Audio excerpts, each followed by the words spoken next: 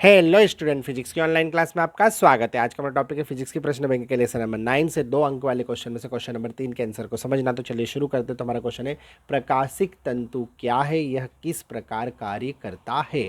तो प्रकाशिक तंतु के नाम से स्पष्ट है कि ये प्रकाशिक घटना पर आधारित होता है, ठीक है ना, जिसमें सिग्नलों को भेजने के लिए हम पूर्ण आंतरिक परावर्तन पे आधारित युक्ति का उपयोग करते हैं। पूर्ण आंतरिक परावर्तन का मतलब होता है जब प्रकाश किरण एक माध्यम से दूसरे माध्यम में जाए तो आपतन कोण का मान क्रांतिक कोण से ज़्यादा हो, जिससे वो दूसरे माध्यम में जाने के बजाय अंदर ही क्या हो, पूर्ण रूप से परावर्तित होते जाए।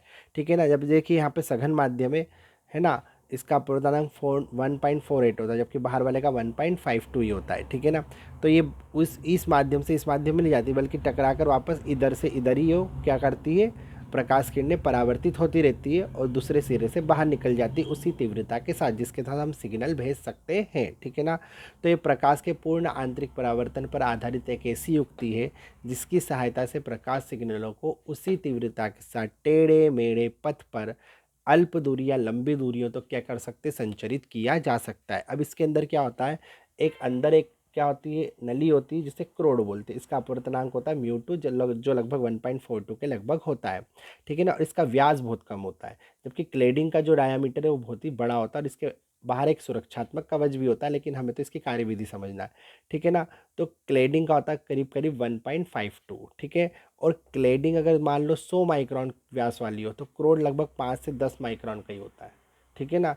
ऐसा होता है। तो क्लेडिंग असल में 100 से 400 माइक्रोन व्यास की होती है, माइक्रोमीटर की, जबकि क्रोड जो होता है वो 5 से 100 माइक्रोन वाला होता है। मतलब व्यास इसका क्लेडिंग की तुलना में बहुत कम रखा जाता है। कहने की बात सिंपल ये है।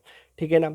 तो अब क्या होता है, जब इसके अंदर प्रकाश किरण जाती है तो इसका व्यास बहुत कम होने से इसका जो आपतन कोण का मान है वो क्रांतिक कोण से क्या होता है, अधिक होता है। ठीक है ना। अगर आपतन कोण का मान क्रांतिक कोण से अधिक होता है तब घटना घटती पूर्ण आंतरिक परावर्तन, जब किरण एक माध्यम से दूसरे माध्यम की में जाने के बजाय उसी माध्यम में फिर से परावर्तित हो जाती है। ठीक है ना।